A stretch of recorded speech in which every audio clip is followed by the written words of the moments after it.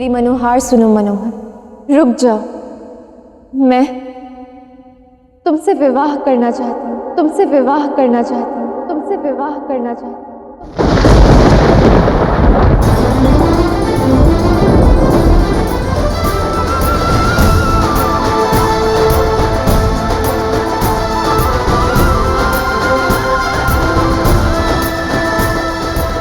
जब तुम्हारी आस साथ है तो सन्यास क्यों? जब तुम मिल गई हो तो ईश्वर की खोज क्यों? इस संसार को छोड़कर कैसे सन्यास ले लूं मैं? जब तुम स्वयं मेरा संसार बनने के लिए सच हो। मैं जहां तुम हो वहां राधा, मैं जहां तुम हो वहां तुम बिन नहीं है कुछ यहाँ। अनंत प्रेम की वर्षा कर दी तुमने, अब साधु कैसे बनूंगा? अब बस एक ही विचार है मन, कब तुमसे विवाह करूं? मनमीत हो राधे, मेरी मनमीत हो।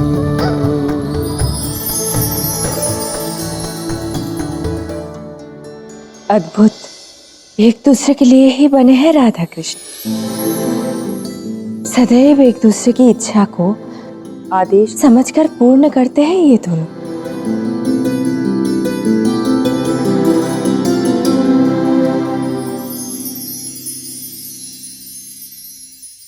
यही कहना चाह रहे हो तुम चंद्रावली से? जी बिल्कुल कृष्ण।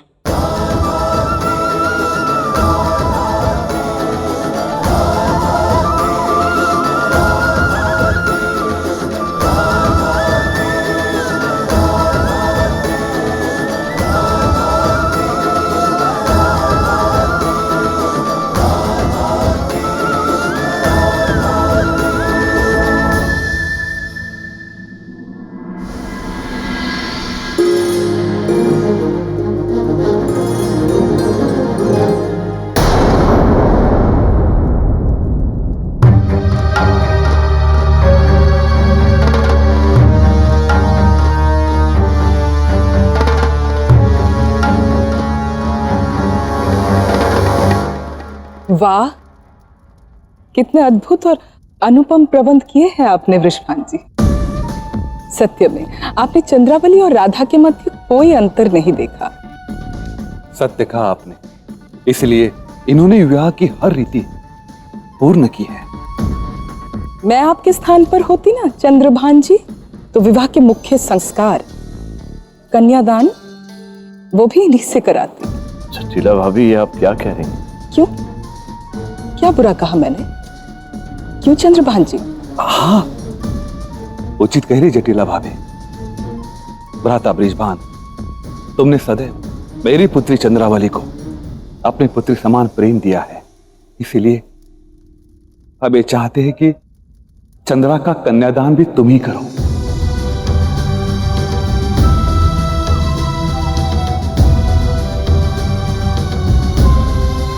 इतना बड़ा सम्मान भाई साहब। भ्राता,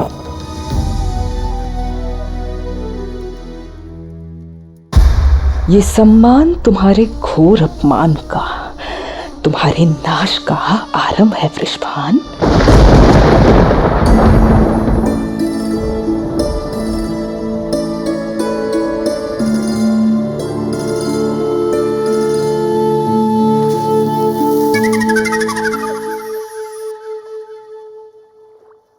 ओहो कृष्ण, अब ये बच्चों वाले काम बंद भी करो, बड़े हो जाओ।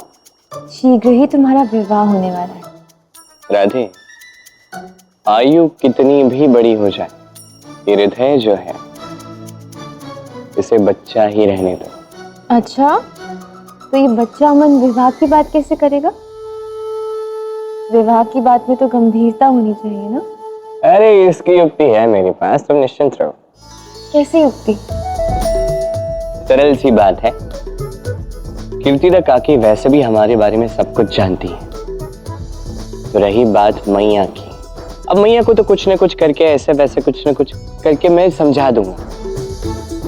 जब दोनों मैयाएं हमारे साथ होंगी तो किस बात की चिंता है। दोनों काम मैया करेंगी और यहाँ तुम और मैं चैन से बैठ के यहाँ बंसुरी बजाएंगे। सुखमयी जीवन। अच्छा, तो तुम बंसी बजाओगे और दोनों माताएं काम करेंगी। हाँ जी।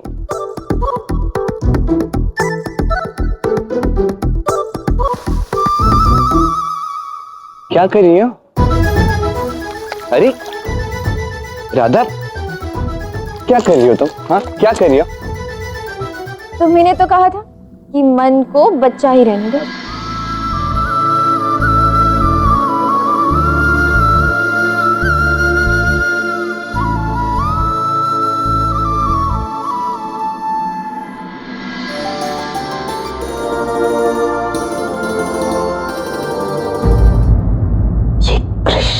इसे यहाँ से भगाओ अयन, अन्यथा सदैव की भांति इस बार भी हमारी योजना पर पानी फिर देगा। ये तो मैं देखता हूं मां।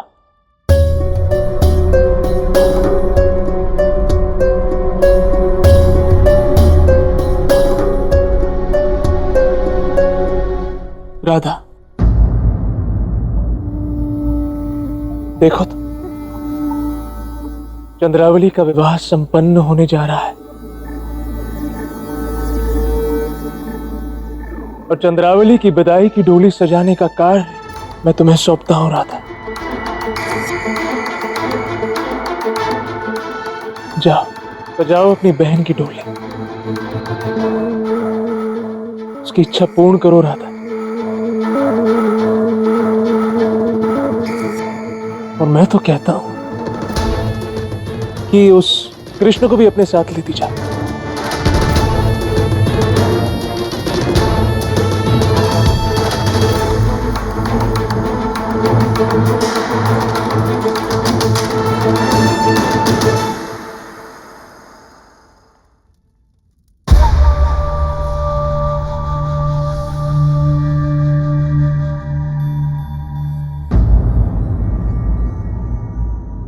कन्यादान का शुभ मुहूर्त आ गया है। वधू के पिता आगे आए।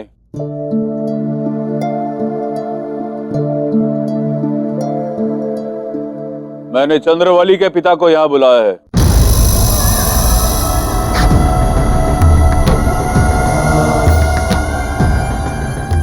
यह अधिकार स्वयं भ्राताश्री ने मुझे दिया है। अधिकार दिया है, यह आपने छीना है।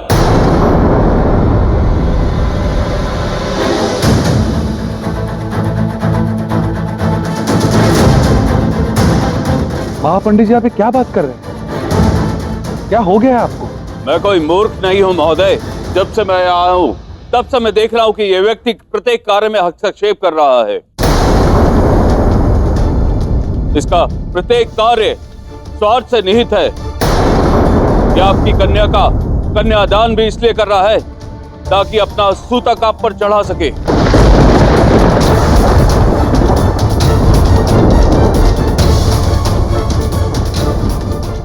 आप कैसी बातें कर रहे हैं महापंडित जी? मुझसे बात मत करो पापी। अनंत जन्मों से पाप करते जा रहे हो और अपने पापों का बोझ कम करने के लिए उसे दूसरों पर चढ़ा रहे हो।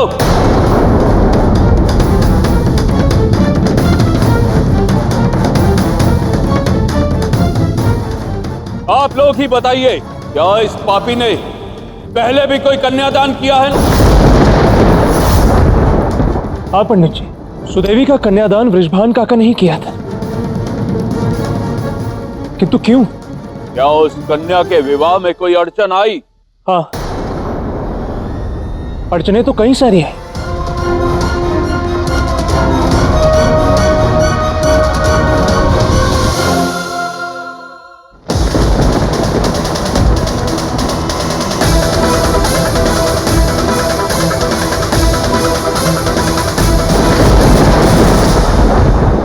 इस व्यक्ति पर अपने पिछले जन्म के पापों का भार है।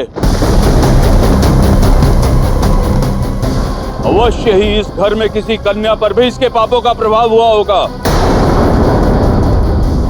बताइए मुझे, क्या इस घर में कोई कन्या विकारों के साथ जन्मी थी?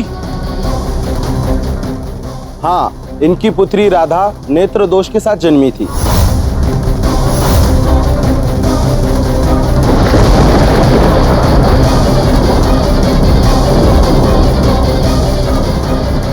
मैं जानता था यह वृषभान बड़ा पापी है।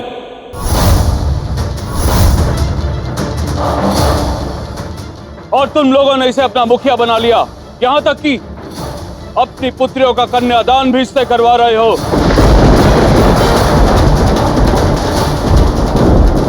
हमें इस पापी से दूर रहना चाहिए। अब मेरे बोलने का समय आया।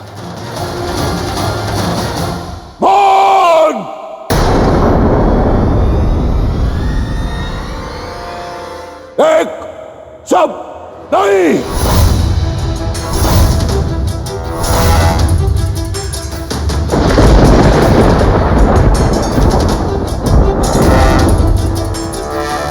मैं अपने मित्र के विरुद्ध एक शब्द भी नहीं सुन सकता, और आप मेरे मित्र पर, इनके चरित्र पर लांछन लगा रहे हैं। समझते क्या अपने आप को? आप क्या जाने कि वृषभान जी क्या है? मैं आपको बताता हूं कि वृषभान जी क्या है। जब तक बरसाना का प्रत्येक व्यक्ति का पेट नहीं भर जाता, तब तक ये अन्न का एक दाना ग्रहण नहीं करते। ये है वृषभान जी। हाँ, ये सत्य है कि राधा बिटिया नेत्र दोष से जन्मी थी, परंतु इनके सत्कर्मों के कारण उसकी दृष्टि पुनः आ गई। और आप कह रहे हैं कि ये सूतक हम पे लगा रहे हैं? नहीं, अब तो सूतक आप लगा रहे हैं इन पर लांछन लगाकर। कौन सा ग्रंथ पढ़ के आप पंडित बने? परंतु मेरे ग्रंथों के अनुसार यदि किसी महापुरुष का तिरस्कार किया जाए, उस पर लांछन लगाया जाए, तो वो दंडनीय होता है। याद है आप सबको कि आज इस पाखंडी ने हमारे मुखिया जी और हम सबका अपमान किया है। इसलिए आज, अभी और इसी क्षण तुम बरसाना के सीमाओं से बाहर निकल जाओ। इसी क्षण। हाँ, निकाल दो इस पाखंडी को। जी, हम आपके साथ हैं। निकाल दो इस पाखंडी को। निकाल दो इस पाखंडी को।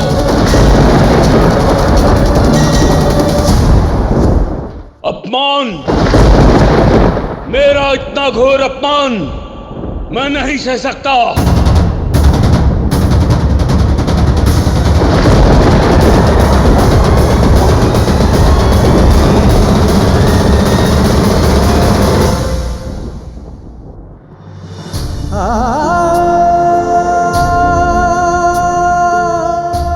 आज आपने मित्रता का सबसे बड़ा प्रमाण दिया है गुरुपत जी, और मैं आपके लिए आज तक कुछ नहीं कर पाया। मित्रता तो निस्वार्थ होती है मित्र, परंतु आज ये कैसी बातें कर रहे हैं आप? आज मुझे बोलने दीजिए गुरुपत जी।